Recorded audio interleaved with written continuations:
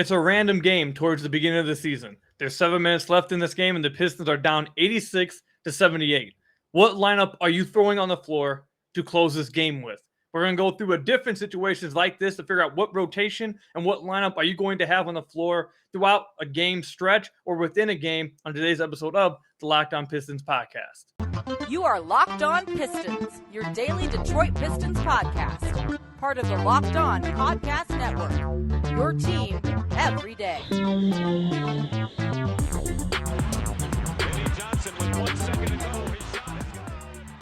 What's the deal? Welcome back to another episode of the Locked On Pistons podcast. Per usual, I'm your host, Kuka Hill. You can find me over on Twitter at Kuka Hill. I want to thank you guys for making Locked On Pistons your first listen of every single day. We are free and available on all your podcast platforms. And if you haven't already, head to our YouTube channel at Locked On Pistons. Hit that subscribe button. It's the best way to support the podcast. And if you haven't already, or if you're another way to support the podcast, I should say, is if you're listening to one of the podcast platforms, leave us a 5-star review on whatever platform you are listening to this on. That's another great way to support the podcast. So on today's podcast, we're going to be going through multiple different scenarios, multiple different situations, multiple different situations where the Pistons find themselves with a good record, bad record. What's the lineup looking like if this is the case, etc.? What's the rotation looking like if that was the case? All kinds of different ones. I think it's going to be a lot of fun. We're going to be having Bryce Simon on, host of the Pistons Pulse podcast. You guys know Bryce very well. He seems like he's on the podcast every other day. Bryce, I think this is going to be a really fun one that we're going to do today. I think me and you are going to agree on maybe one of these, and that's it. Yeah, I'm excited. I'm still going through things right now, going through scenarios in my head and lineups in my head. I have to apologize. I don't have my Pistons gear on today. Crew caught me right after football practice here, so I'm still in my football get up. I just walked into the house, so I apologize for no Pistons gear, but I'm excited to talk about our squad. You don't have to worry about wearing no Pistons gear, man. I know I got the hat on and everything, but, you know. Look at your background compared to my background. Like, hey, you got man, the K. Hey, man. Hey, Megan hooked me up. I'm more about rocking, the locked on. There you shirt. go. There you go. That's what I'm more about rocking real quick. Yes, sir. But let's go ahead and get into it, man. So the first scenario that we're going to throw out here, and make sure you guys all let us know what your guys' answers would be in the comment section down below or over on Twitter at Kuka Hill or at Motor City Hoops. All right, Bryce. So this is the first one I'm throwing out at you. I said this one in the cold intro. So 7 minutes left in a random game. The Pistons are down 86-78. What lineup are you running on the floor to close this game? I'm interested to see how you're looking at this because I feel like there's two different ways you can look at this. So I got two different ways. So first, I'm going to go like a 3-point lineup, right? So we feel like we got to score the ball because if we only have 78 points with 7 minutes to go in the fourth, we obviously haven't scored it that well. And so I think you're just going to pray for a barrage of threes. So I think the lineup I wrote out here was Cade, Burks, Bay, Livers, and KO. And that gives me shooting across the board. I have no pick and roll threat whatsoever, but I should be able to space, put the ball in Cade's hands, and just let him do his thing. Burks can create a little bit. I don't know if I'm missing a floor spacer or not, but that's where I'm going to go with in terms of it. That's my mentality. Okay, so I mentioned it that I feel like there's two different ways that you can look at this. So you went the way that I'm going to go. I'm also going to go the way you went. I'm going to have a little bit of a different lineup, but we're going to have the same idea. The other way I feel like you could look at this is maybe we just go defense, try to get stops, force turnovers. And I have another one too. Go ahead. Is this a defensive one? No, it's let's play super fast and see how disruptive we can be. Okay, I'm assuming. Actually, you know what? Hold that one because I think I can guess that lineup. I want to guess that one. All right. So the one I'd close with in this scenario, I'm going to go with offense. You could, I guess you could think about going defense, like I said, trying to get stops, forcing turnovers, and then scoring in transition because apparently you're just not scoring in the half court. I'm assuming if you only have 78 points with 7 minutes left. However, I'm not going to go that route. I'm going to go with Cade, Alec Burks, Sadiq, Isaiah Livers, and Marvin Bagley. Okay, that makes sense. I'm gonna have 3 floor spacers with Burks, Sadiq, and Livers. Cade, obviously the main ball handler, and then instead of having a floor spacer in Kelly Olynyk, I'm gonna go with a lob threat for Cade in the pick and roll, collapse the defense so Cade can make reads to kick out to open threes or hit lob threat and get some easy dunks and some easy driving lanes for himself going to the rim. That's the lineup I would close with. But I'm interested to see if someone listening, and if you guys do feel this way, let us know. But I'm interested to see if some of you guys listening would rather go a defensive route and think, okay, maybe this is just a defensive game. We need to just get more stops than the other team does and try to get out in transition more. Maybe we see a lineup of Cade, Killian, what would that, Sadiq, Livers, and Stu? Would that be like the defensive unit that you probably throw out there in that case? I don't know. But if that's how one of you guys are thinking, let us know in the comment section down below or over on Twitter at one of our Twitter spaces or at Kuka Hill or at Motor City Hoops. All right, Bryce, what was the other one that you were thinking of? Okay, so I'm thinking like just speed up the game, cause havoc, get as athletic as you possibly can with a lineup. And like maybe it's not solid fundamental defense, but you're creating turnovers, you're speeding up the game, and then you got guys that can get out and run. So I think you wanted to try to guess it. So yeah, I'm gonna try to guess it. Okay. Is Isaiah Stewart in the lineup? He's actually not. He was originally. I've changed the 5. I'll just give you this. I've changed the 5-man in this lineup 3 different times, but I'm pretty happy where I've settled in now. All right, so I think I can say Cade's in this lineup. Cade is. Jaden Ivey. Diallo. I knew it. I knew you'd throw Diallo in there. Duren is who I ended up settling for at the 5. Yep. And then number 4, would you throw? I went super small, if that helps you. Super small. Is it Livers? No, I went Killian. So I went Killian at the 1, Ivey at the 2, Cade at the 3, Hami at the 4, Duren at the 5. And like, I don't know if we're grabbing a rebound or not, Koo, but we got Hayes guarding. Ivey can just play in passing lanes. Hami in passing lanes. Duren, not the most fundamentally sound, but he'll block a shot, get a steal, go crazy. And so again, we're having some fun with it, but it's like, what do you think you need at that point? That's probably too early to like just go crazy like that. But that would be an interesting lineup. Just throw it out there and just say, cause some havoc, run up and down the floor, throw some lobs, and let's see what happens. I do think I knew you were going to put Diallo in there. That was the immediate one I knew as soon as you described. I was like, yeah, Diallo's getting put in there. And I do think that Diallo, I mean, we've talked about Hamidou a lot on the podcast in this scenario, but I feel like in this type of game, and again, I'm assuming there could be a lot of other things going on that made it 86-78, but just the base thinking here is that you're struggling to score in the half court probably. Yes. I feel like Diallo probably is like a good player to throw out there because like we talk about all the time, he's just a ball of fire who he thrives on chaos. He's going to cause chaos. He's going to score in crazy ways. He's going to randomly find the ball, and it's just going to be around the rim, like all kinds of stuff like that. And when you're struggling to score in the half court, I feel like maybe he is a player you throw out there to give your team like a jolt of energy, some random points, some random crazy plays that happen to go on that maybe get your team hyped up and get them energized. I feel like he probably is a good addition. If I'm imagining this, the reason why they're down 86-78 is because they're just not able to get anything going in the half court, something like that. I do think Diallo would be an interesting choice there. I could see it paying off. And we've seen the Pistons press a little bit. This is a lineup you could do that. And in college, Duren was in that spot a lot on the back end and got himself in 2-on-1 situations because Memphis was so aggressive defensively. So, I mean, I considered Stu. I even considered Marvin Bagley III, but I wanted more of a defensive disruptor. So I know it's kind of crazy. That's not a lineup I anticipate we see any minutes together, but it's kind of fun to think about. No, definitely. All right, when we come back, we got another situation that we're going to throw out there. I'm going to tell you guys this. It's kind of similar. There's going to be 7 minutes left, but the score is going to be completely different. And I think we're going to look at it a completely different way. We'll see when we come back. But first, I have to tell you guys about some of our sponsors. First up, let me tell you guys and actually give you guys a little bit of a life lesson here.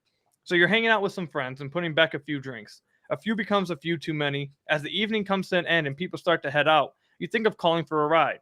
Now, you live nearby. You can make it home okay. It's no big deal, right? Where are the odds you'll get pulled over anyway? And even so, what's the worst that could possibly happen? Your insurance goes up. You lose your license. You lose your job. You total your car. Or, the worst case scenario, you happen to kill somebody. Everyone knows about the risk of driving drunk. The results are tragic and often deadly. However, there still doesn't stop everyone from getting behind the wheel while under the influence. That's why police officers are out there right now looking for impaired drivers on our roads to save lives. So if you think you're okay to drive after a few drinks, think again. Play it safe and plan ahead to get a ride. It only takes one mistake to change your life or someone else's forever. And seriously, guys, it's never worth it. If you're having a few drinks, there's nothing wrong with going out, having some fun with some friends, having a few drinks. But make sure you always are planning ahead for a designated driver. Or there's all kinds of things out there you can do now. You got Uber, you got all kinds of stuff that can get you from your place back to your home place. Never get behind the wheel drunk. And like the NHTSA says, drive sober or get pulled over. So I want to thank you guys again for making Locked On Pistons your first listen of every single day. We are free and available on all your podcast platforms. And if you haven't already, go to the YouTube channel at Locked On Pistons. Hit that subscribe button. It's the best way to support the podcast. Or if you listen to this on one of the podcast platforms, leave us a 5-star review. That's another great way to support the podcast. Man, I'm starting to feel it. I haven't recorded the podcast in like 4 or 5 days. I'm a little rusty. I'm not gonna lie. It's off season. I'm trying to get back into it. I took a little 4-day break. You feel me? I'm starting to. I feel the rust a little bit. We're gonna get back into things. We got it. All right. So here's the other situation that I want to throw at you, Bryce. And we got 2 more after this I want to get to. All right. So it's gonna be 7 minutes left again. However, the Pistons are up 99-92. What lineup are you closing the game with here? So I'm going to go Cade. I mean, Cade's part of every one of these lineups, right? So I think we know that. I actually really think it's either going to be Hayes or Burks in closing lineups. So I actually went Killian Hayes here because protecting a 7-point lead, I think you can go a little more defense with Killian. I went Isaiah Livers. We've talked a lot about him. You know how high I am on him. Like, I just think he's a great connector piece. Sadiq and then Isaiah Stewart is where I went there. I think you have 3 really good defenders. Cade, and then Sadiq Bey, I think you have him in this game if it gets close late. He hit a bunch of what we saw the stat here a couple weeks ago, 4th quarter buckets from Sadiq Bey. And so I think he's shown to be able to make some clutch buckets at times. So that's the 5 I think I would go with. So you're right. I think the constant through all these situations that we end up throwing out here will be Cade Cunningham. He's going to be in every single one. I can't imagine a possible scenario where Cade's not in the lineup. And if that is a scenario that we're looking at, something terribly went wrong. So I don't think we're going to see Cade not in any of our lineups. So the lineup I'm going to go with here is going to be a little bit more interesting, Bryce. We're going to go, and am I having a little bit of fun here? Yes, I am having a little bit of fun here. Though I do think that this is a lineup that we actually will see. Maybe the front court a little different. Then I think Casey will probably go a little bit different in the front court. But I'm not going to. I think I'm going to go with my own. I think you know where I'm going with it. I think I'm going to go with the 3 guards here. I'm going to go with Cade, Killian, and Jaden Ivey. I'm going to close with those 3 guys. I think we're going to see that 3-guard lineup a lot. I wouldn't be surprised if we see it a lot closing games. And then next to them, I want to see what your reaction is to this one right here. I'm going to go Isaiah Livers instead of Sadiq. And then I'm going to start. And I'm going to close with Marvin Bagley at the 5. Okay. You put Marvin Bagley in your lineup a little more than I would have guessed. Okay. So this is the thing, though. This is the thing. You paid Marvin Bagley all this money. You got to get use out of him for me, for one. And 2, I feel like if it's 99-92, you're scoring at an incredible rate. They're not stopping you very much. And I feel like with that lineup right there, it's going to be hard to continue to stop you on the offensive end, even if you give up a bucket every now and then. And I think that Killian and Isaiah Livers will help defensively. Cade will help defensively, switching. We have to see how Ivey looks. I'm going to assume he struggles because he's a rookie. Usually rookies are not very good defensively. And we already know Marvin Bagley is not very good defensively at all. But the presence, and I'm not going to lie to you, I kind of wanted to go Jalen Duren at this point, but I'm trying to be realistic. I know listeners, I know fans hate it when I talk about this, but listen, I'm just giving you what I believe is the truth. I don't know if Duren's going to be in the rotation to start off the year. I think they're going to take it slow with them. The front court is loaded unless there is a trade made. I really do think it's probably likely that he's not going to be in the rotation to start off. So in this point, I'm going to assume he's out the rotation. If he's in the rotation, I'm picking him. I think he'll provide rim protection at the very least and that lob threat. But at this point, I'm going to assume he's out the rotation. So I'm going to go with Marvin Bagley because I think Cade so desperately needs that lob threat. and I will swallow some of the defensive mistakes from Marvin Bagley. If we're already at 99-92, I think we can handle some defensive mistakes because our offense must be generating points per possession through the roof. So I'm gonna go with Cade, Killian, Ivey, however you guys want, 1, 2, 3 them. I don't care.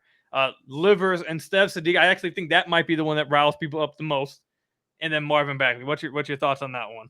Yeah, I actually agree with you on Jalen Duren. If you guys haven't had a chance, go listen to the Pistons Pulse after you listen to this. We dropped it on Tuesday with Omari Sankofa II, and we did our player expectations, and we actually gave projected stat lines, Koo.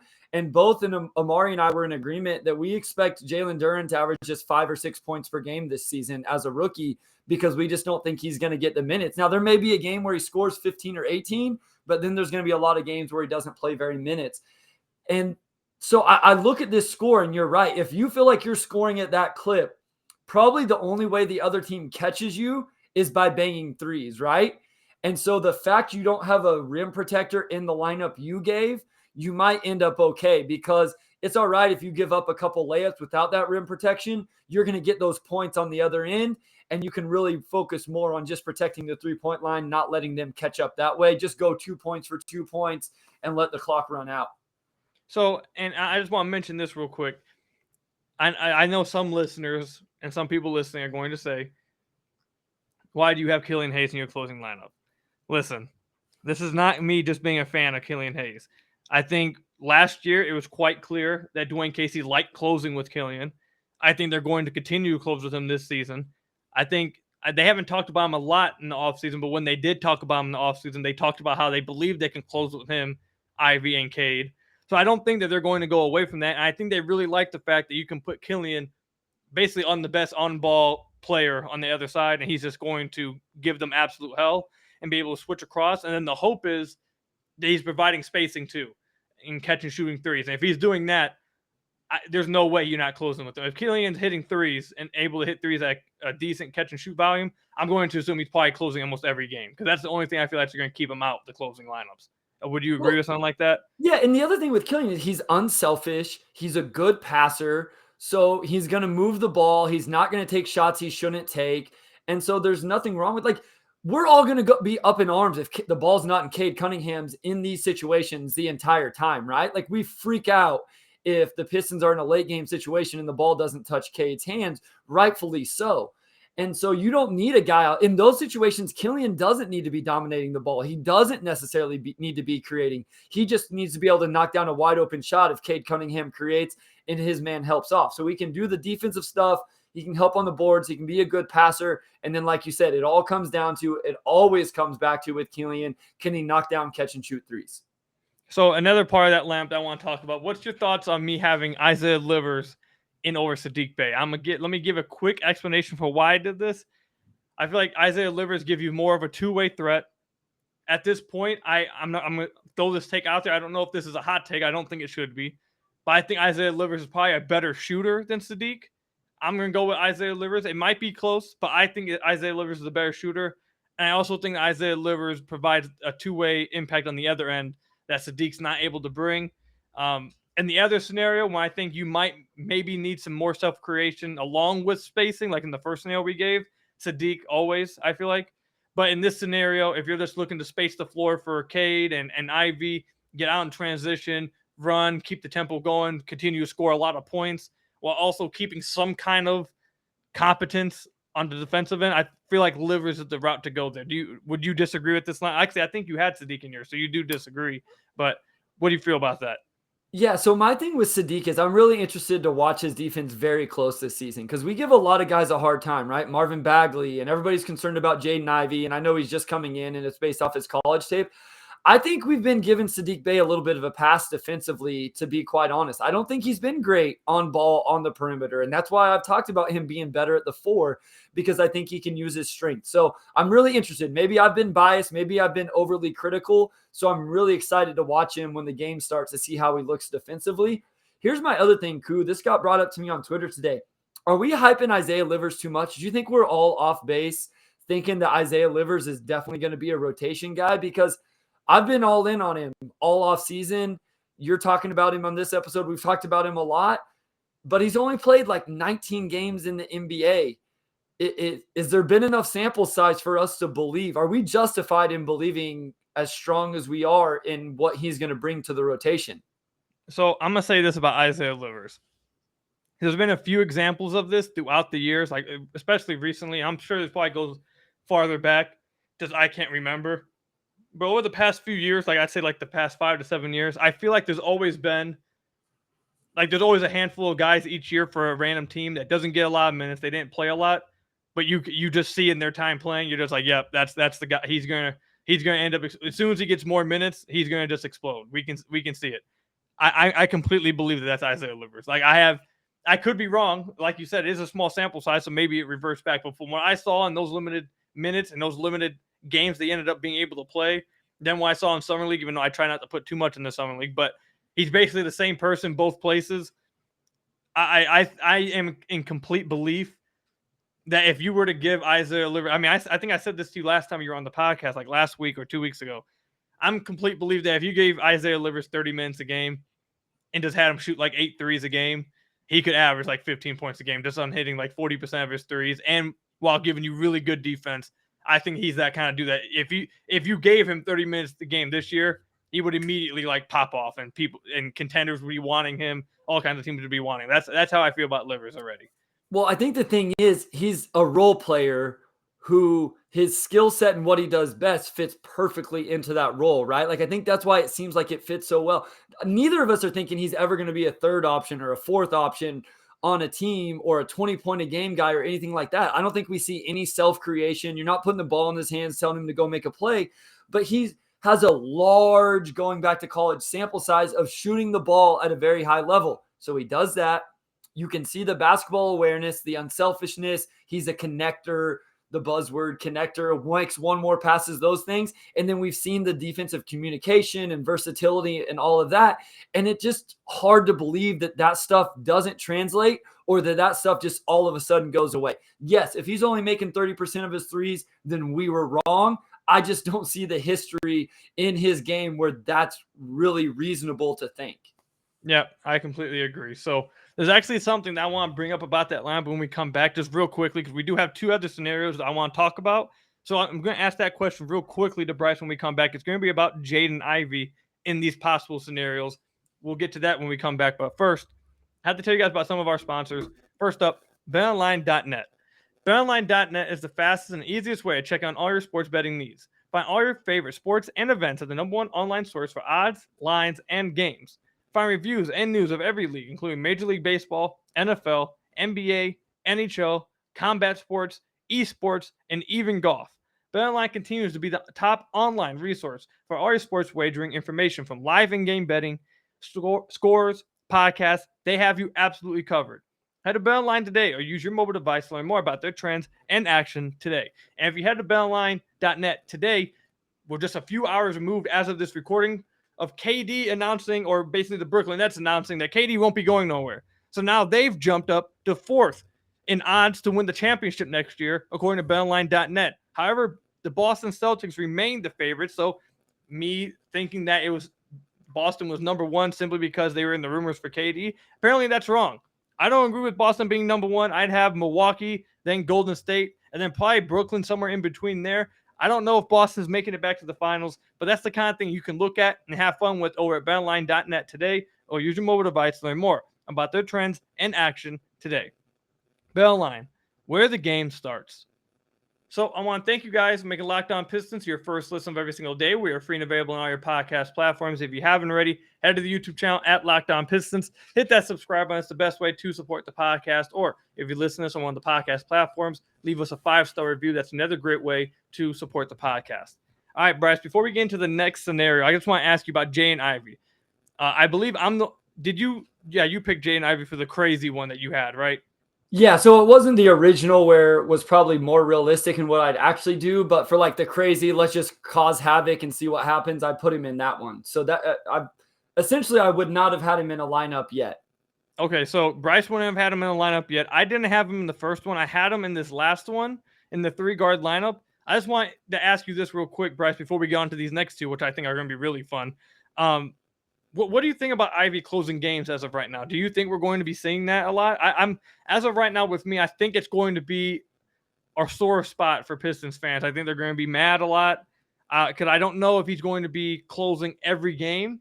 I don't know if he'll be closing right off the bat based on how Dwayne Casey has,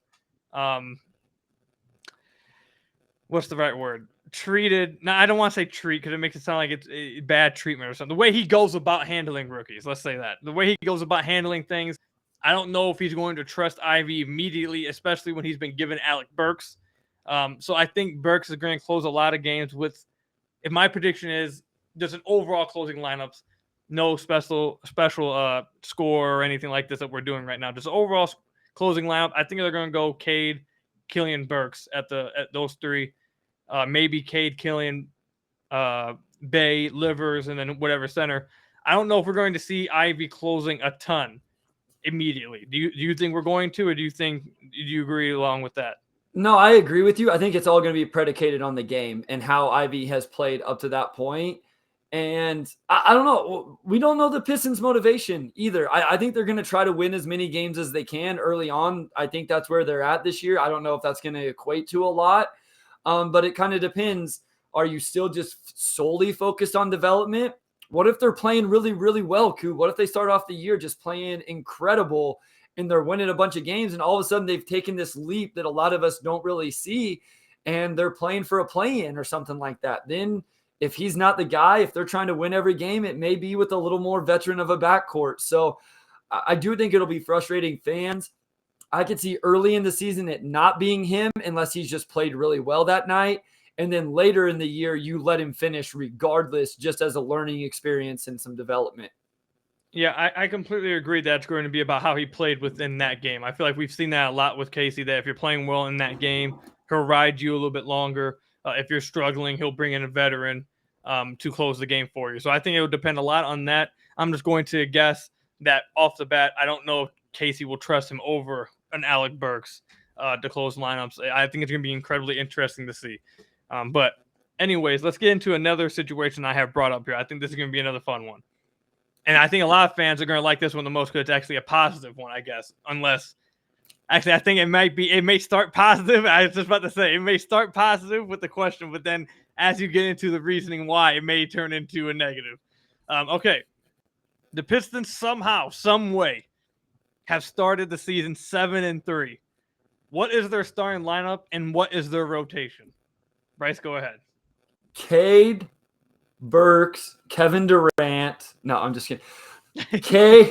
Cade, Burks, Bay, KO, and Stu. That's the starting lineup. Okay. If they've won 7, like, I hate to say that, Koo, but I don't know that I believe Jaden Ivey's in the lineup if they've won 7 out of 10 against the schedule we've talked about. A couple games against the Bucks, a game against the Warriors. The first 4 aren't too bad, and then the next 6 are just ridiculous. So I think it's got to be more veteran laden. I think KO has to come back and be the player that we thought he was going to be going back a year coming into his first season with the Pistons. I'm honestly not joking now. I think Corey Joseph probably is getting minutes off the bench. Killian, Livers, like neither rookie's probably playing a lot of minutes if you're 7-3 after 10 games. Like at the end of the day, if we're being realistic. Okay, so let's stay with the starting lineup. I'll give mine. I think it would be Cade, Burks, Sadiq, Livers, and I think the 5 is really interesting here. I'm going to have to go with Stu. I want to go with Bagley really badly. I didn't mean to rhyme that. But it just happened. But I really want to go with Bagley.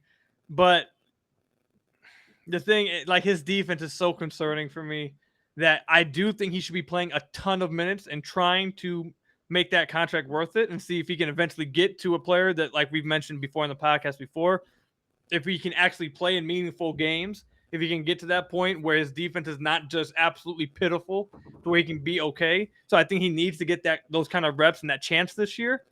So I wanted to go with Bagley at the 5, but I started to think that if they're 7-3, I just don't think their defense is probably that bad. And despite not having a lob threat, I think there's still adequate spacing in that starting lineup. And I think Stu I think you need Stu for defensive purposes if they're starting 7-3. I guess I could see a scenario where Marvin Bagley starting and they're 7-3 because their offense is just lights out. But I don't know. The thing I keep going back to is that I feel like Burks, I don't know. I need to talk to some more Knicks people, but I feel like Burks is probably a little bit streaky. I know Sadiq is streaky. So I feel like just going all offense in a starting lineup and somehow ending up 7-3 probably would mean that you're having an incredible hot streak from like two of your main shooters and also not playing a lot of defense because you're having Bagley out there. I don't know. I'm going to go with Stu. That was a long explanation, but I'm going to end with Stu. I think he gives you defense in that lineup with enough spacing around to where it makes up for his lack of interior presence on the offensive end. So that's what both of us, though, went without a lob threat in the starting lineup. So now I'm kind of starting to backtrack on what I said because I think I have good floor spacing. I'm okay defensively, but I don't have a lob threat, and I don't like that as I look at that now. And I find that I have a hard time believing they're 7-3 without that. So, Bagley's kind of the one that fits in there until Duren's ready. Let me ask you something real quick before we move on to our rotation. Just a real quick answer. I don't want to not be able to answer this last one that we have. Yeah. Sure. What do you think that the front office and and the coaching staff saw what happened with the team and Cade after the All-Star break once they got a lob threat? And do you think they're thinking right now, like, no matter what lineup we're throwing out there, there's going to be a lob threat on the floor no matter what? Like, we can't have a lineup without Cade and a lob threat. Do you think it's gotten to that point with what they saw after the All-Star break? Or do you think they're thinking, well, he probably wants one, but we can probably sustain without one as long as we, like, get the minutes together at some point? Or do you think they're thinking right now, Cade's in the starting lineup, we got to have a lob threat with him in there somehow, some way? Yeah, I don't think it's like a 48 minutes a night must, but I think they're going to play a lot of minutes with a lob threat on the floor. Nerlens Noel isn't like the athlete that either one of those guys are, but like he could catch a lob if he needed to. Jalen Duren is going to play minutes. I know I've said I think he's going to spend some time in the G League, but he's going to play minutes. So between him and Bagley, you can almost always have one on the floor. And I do think that's why Marvin Bagley got paid, is because they saw how, what he provided, and Duren's not going to be completely ready just yet to play that many minutes. Fair enough. I think they're at the point, and that's why I'm really like, I'm keep going back and forth on the 5, because I do think they saw what happened after the All-Star break with the lob threat. I have to assume that they're looking at saying, listen, Cade needs one on the floor. Like, he's not trash without one, but he's just so much, him and the offense just look so much better with one on the floor. We would be stupid not to have him on one. Yep. Have him on the floor with one. So the difference here is if Stu can shoot, I realize he's not a lob threat, but then you can actually run pick and pop. And there is something that provides for Cade as well, because now that drop coverage guy can't just drop and stand in the middle of the lane and not have to worry about getting back to Stu. So that would provide something for Cade if Stu is a legitimate threat. Now, that's not going to happen in the first 10 games. Like, he's going to have to prove it for a while before people start really guarding him that way. But it would open up some lanes in a different way for Cade to attack if he is a true pick and pop guy. All right, so I'm going to stay with Stu at the 5. I'm going to stay. What's the rotation? What's the 5 coming off the bench? I know this is what you're going to piss off the entire Pistons fan base with this one, but go ahead. I don't know. What's the 5 off the bench? Kojo, Hayes, Magruder, Livers, and Bagley, something like that. Oh my God! Okay, so hold on, hold on. All right, so I fully expected you to go with Kojo. I ran out of guards. I ran out of guard spots. I couldn't even fit Ivey in there. Okay, so see, that's what I'm saying right here. I expect you to go with Kojo, but just simply not playing Ivey at all. You think if they're 7-3, that means Ivey's just simply not playing? Who do you want me not to play? Magruder. But then you're going to play Kojo, Hayes, and Ivey all together? I mean, no, that's not the lineup I'd go for. But if it's your lineup and who I take out of that one, in all seriousness, I would say Hayes and Ivey, and then Livers and Bagley. Maybe you don't even have a 10-man rotation. That's interesting. Maybe he goes a 9-man rotation. That's interesting. I'm going with a full 5, but you got me thinking now because I'm completely fine leaving Nerlens Noel. I did the film breakdown and I didn't love it, so I'm fine leaving him out of this rotation, even if it means they're 7-3. And I know I said the vet thing, like I'm still cool with it. see, I hate Bryce because Bryce got me thinking now because I was going to go with a full 5 off the bench, but I don't think that Casey would go with 9. But if they're 7-3, if they're trying to win games, I don't think you're playing a 10-man rotation every night. When that happens, and it's not going to be this year, but I mean, you're playing 8-9 guys on some nights against the best teams. I know, man. But just everything we've seen from Casey this far, I feel like he at some point in the second quarter, you always have like a 5-man bench lineup. I feel like, so I just don't know if would he change that for. I'm trying to think back now to the 18-19 season when they were winning some. That's why I'm curious if you remember that or if others could give us some insight because that's before I came around. So I wasn't watching games. And did they play 10 every single night during that season? See, I want to say that they always staggered Blake and Dre, but I actually don't think they did because they played Zaza Pachulia a lot. So I think they always had at least like 3 to 4 minutes with a full 5-man lineup before they brought in Blake and Dre again. So I think they actually did go with full 5 off the bench. I don't want to say I'm 100% with that, but if I'm remembering correctly, I think they have. Because you got plenty of guys that can do it, Koo. Like Bay can play the 3 or the 4, Livers can play the 3 or the 4, Stu the 4 or the 5, KO the 4 or the 5, on down the roster. So you don't have to have 10 guys to make it work. So this is what I'd go with. I think it would be off the bench: Cade, Ivey, Livers, KO, and Duren. No, KO and Bagley. Because I didn't start Bagley. So KO and Bagley. I think Duren's just not playing because I'm going to assume that out the gate as a rookie, he's not going to be good defensively because not a lot of rookies are. Evan Mobley's like the rare example where he just comes in defensively as a monster. If they're 7-3, I have to assume that means they're doing good on both sides of the ball. I think that lineup is like the best one coming off the bench. I think that's the starting lineup in rotation I'm going with right there. So I think I've said this before, and I know we both actually think Ivey's going to start, but not for. But the best second unit rotation for Killian is actually Burks, Livers, KO, and Marvin Bagley III. I think that's the best, or Duren, I guess. But that's the best for Killian because there's a lot of floor spacing with that lineup, a little bit of secondary ball handling with Burks and I guess KO maybe, and then you give him the lob threat. That's the second unit that Killian fans should want to see because I think that's the one where he's most successful. I think that lineup actually would do really good too, just overall. Yeah. I think that would be good for just overall Pistons fans. I just don't know how realistic it is to see it actually be played. I don't know if it will. Maybe it does. I just don't. It's so fun talking about this, and we're going to talk about why it's so much fun, like with this last situation we're about to bring. But like, it's so many questions. I feel like we just don't know anything besides Cade and Sadiq starting. Yeah, like 100%. Like you don't know rotations. You don't know who will be in the rotation, out the rotation, starting, not starting. Like forget the starting lineup. Who's getting minutes in period? Like it's going to be really fun and interesting to watch training or hear about training camp and then watch preseason, see how this gets figured out. But final situation, you guys are going to love this one or very much hate us for this one. That's why I saved it for the end. It's going to be very polarizing. It's December 3rd, Bryce. The Detroit Pistons fan base is in absolute shambles, and they want Dwayne Casey fired. What is the lineup and rotation going on? Okay, so I try to keep it somewhat realistic. So Cade is still starting because if Cade's not starting, it's not even realistic. So Cade Cunningham, Corey Joseph, Sadiq Bey, Kelly Olynyk, and Nerlens Noel.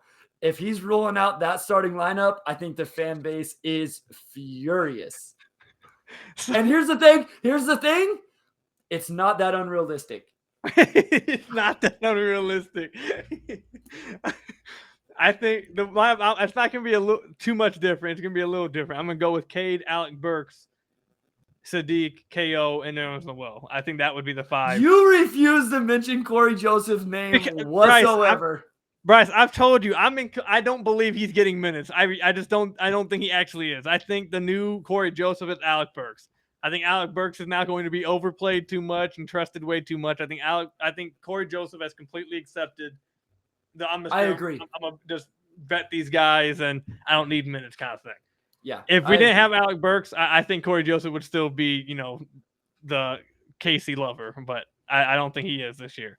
I hope that's the case because Corey had the chance to leave, right? And he maybe it wouldn't have been. Maybe he would have to take less money. I don't know. I can't imagine he couldn't have got like a 2-year, $6 million or $7 million. I don't know. But he took his player option, and hopefully the conversation was, Corey, this is what we need from you moving forward. And that was just a veteran presence in the locker room, the Rodney Magruder type thing. All right. So what's the bench lineup? Oh, I didn't even go there. Okay, I'll start off then. I'll go Killian, Jaden Ivey, Magruder, Stu, and Bagley. Okay, so I'm going to say Ivey, Burks, Magruder. Oh, yeah, because you didn't start Burks. You what's it called? You started Kojo. Kevin Knox. Oh, God. I don't know. Marvin Bagley the third, I guess. Braxton Key at the 5. Braxton Key. I was gonna say Luka Garza, but he actually got signed today by the Timberwolves. So, and I say that because that leaves Killian out of the rotation, which I think. I mean, we know like one way or the other, Killian Hayes is polarizing with this fan base right now. So you play him too much, you don't play him at all, and it's gonna have Pistons community talking. Yeah, I think the starting lineup is where it's really gonna piss everybody off. If it was to be Cade, Alec Burks or Kojo, Sadiq, Kelly O, and then Nerlens Noel, I think fan base would just be up in flames. It would be just like riots outside of LCA. I guess I left Stu out completely. So Stu's at least got to be in that second unit. So that's perfect. Now you're leaving Marvin Bagley the third out, Koo, and people are pissed because they signed him to a 3-year, $37 million contract, and then he's not playing. So that actually works out perfect. So Hayes is out of the lineup. Bagley's out of the lineup. Fan base is furious. You're playing Kojo and Burks and KO and Noel, and nobody's happy.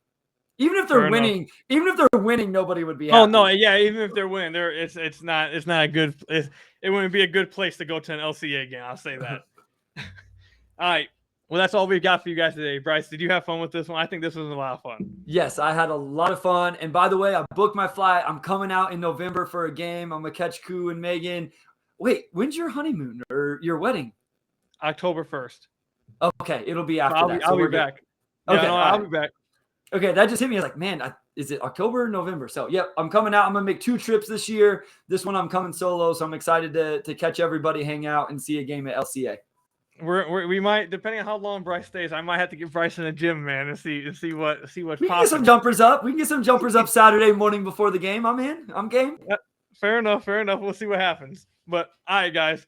Let us know what you guys think about this episode, all this different situations that we threw out at you guys. What would your guys' lineup be and rotation be? Let us both know on Twitter at Kuka or at Motor City Hoops or in the comment section down below on the YouTube channel. Thank you guys for listening today. Thank you for making Locked On Pistons your first listen of every single day. We are free and available on our podcast platforms. If you haven't already, go subscribe to the YouTube channel or leave us a 5-star review on whatever podcast platform you are listening to this on. Until the next episode, I will see you guys later, and peace out, everybody.